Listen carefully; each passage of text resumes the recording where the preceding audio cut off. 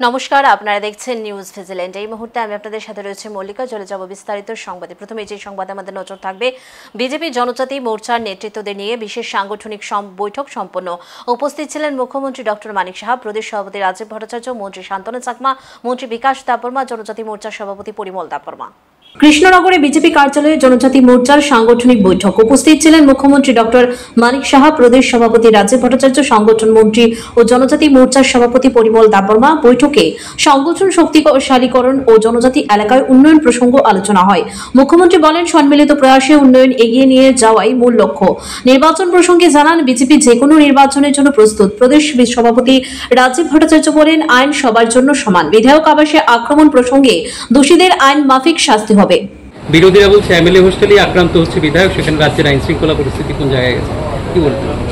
না, নিশ্চয়ই আমরা যদি দেখি তৎক্ষণাৎ সেখানে পুলিশ প্রশাসন পৌঁছে যায়। আমাদের উপাধ্যক্ষ সেখানে খোঁজখবর নেওয়ার জন্য উনি পৌঁছে গেছেন এবং সেটাই একটা এফআইআরও সেখানে হয়েছে।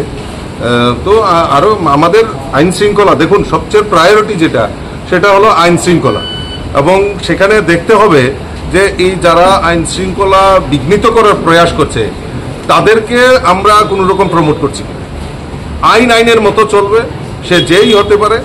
জাতিগত সংগঠন শক্তিশালীকরণ ও উন্নয়ন নিয়ে বিজেপির কৌশল বৈঠক। মুখ্যমন্ত্রীর দাবি, যৌথ প্রয়াসেই সম্ভব উন্নয়ন। আর প্রদেশ সভাপতির হুঁশিয়ারি, আইনের চোখে সবাই সমান, অপরাধীদের ছাড় নয়। মেইন উদ্দেশ্য হচ্ছে আমাদের জনজাতিদের বিভিন্ন সমস্যা এবং আগামী দিন এই সমস্যা কিভাবে আমাদের যে পার্টির তরফ থেকে এবং আমাদের যে সরকারের তরফ থেকে কিভাবে এটা মিলিতভাবে এই সমস্যা কিভাবে সমাধান করা যায় এবং তার মেসেজ আমরা সমস্ত ত্রিপুরার যারা জনজাতিরা আছেন তাদের কাছে নিয়ে যাওয়া যায়, সেই বিষয়ে আজকের এখানে আলোচনা হবে।